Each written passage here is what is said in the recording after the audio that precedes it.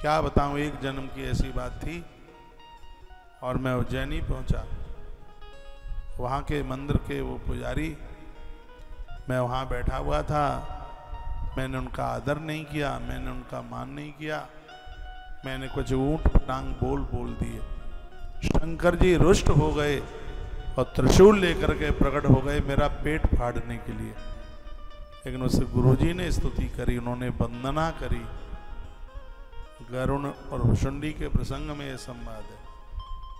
वो कौन सी वंदना थी जिसका नाम उच्चारण करने से क्या ले जाए,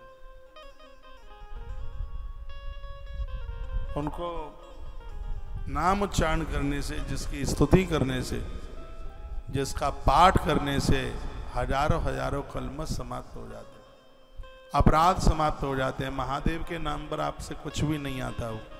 रुद्राष्टक के द्वारा भगवान शिव का आप अभिषेक करते हैं, भगवान शंकर उसको स्वीकार कर लेते हैं। शिव महिम्न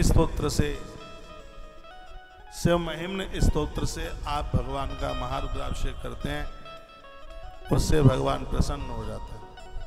शिव गायत्री के द्वारा ओम तत्पुरुषाय विद्महे महादेवाय धीमहि तन्नो रुद्रः प्रचोदयात्, इस शिव गायत्री से आप शंकर जी का अभिषेक कर लेते हैं, उससे भगवान शिव प्रसन्न हो जाते हैं। कुछ भी नहीं आता है तो आप पंचाक्षर मंत्र ओम नमः शिवाय, इससे आप भगवान का अभिषेक कर लेते हैं, भगवान महादेव अति प्रसन्न हो जाते हैं। ऐसे दयालु शिव, ऐसे दयालु भोलेनाथ, जिनकी महिमा सावन मास में राम कथा के माध्यम से आप सुन रहे हैं। एक बड़ा सुंदर सा इसमें श्लोक कहा गया है, वो मैं सुना दूं। शिवस्य भक्त्या पूजा ही जन्म मुक्ति करी निर्णाम। भगवान शंकर की एक ऐसी पूजा है, वो इस जन्म से हमें मुक्ति दे देती है, हमारे कष्टों का हरण कर लेती है, हमें जीवन में आनंद से भर देती है। ऐसी यदि पूजा है तो वो भगवान शिव की पूजा है, भगवान शंकर की पूजा है।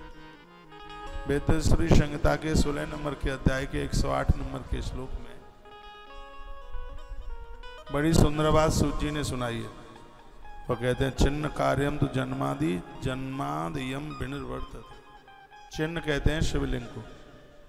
पूजा तो बहुत बड़ी बात हो गई है, जो नित्य एक शिवलिंग का दर्शन भी कर लेते हैं, रोजाना शिव पिंडी का दर्शन कर लेते हैं। जन्मादयम विनिर्वर्तते, वह लोग जन्म जन्मांतर तक संसार में जन्म और मरण के दुख से बच जाते हैं। इतनी बड़ी महिमा।